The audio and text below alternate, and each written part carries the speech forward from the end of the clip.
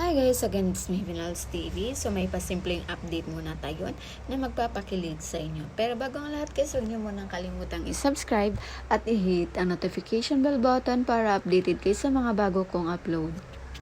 So ayun nga guys, Jovelyn Gonzaga nagpaparinig nga ba kay Sara Garcia? May nakita kasing isang post ni Jovelyn Gonzaga kung saan parang nag-isip siya kung ano daw yung ginawa ng crush niya ngayon. At ito yung naging sagot sa post na yun, na waiting for you to make a move.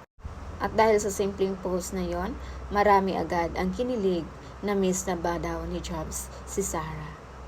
Pareho ba silang ma-pride or sadyang busy lang talaga sila sa isa't isa? Pero in fairness daw, hindi makatiis at kailangan talaga magparinig. Pero sa tingin ko kina Jobs at Sarah, parang paunahan sila kung sino yung mag-first move. At nakikita din natin na si Sarah parang dalagang Pilipina, hindi yun nauuna sa pag-first move. At lalong-lalo naman si Jobs.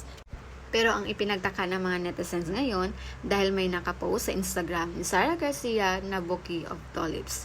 Kanino ba daw galing yon? Umobra ba daw ang parinigan? Or sadyang hindi na talaga nila matiis ang isa't isa?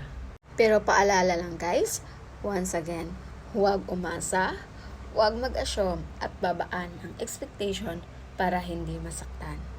Happy shipping lang muna tayo, tamang kilig at tamang pagpapasaya. So, yun lang muna yung mai-update ko sa inyo. Again, this is Vinals TV. Thank you for watching.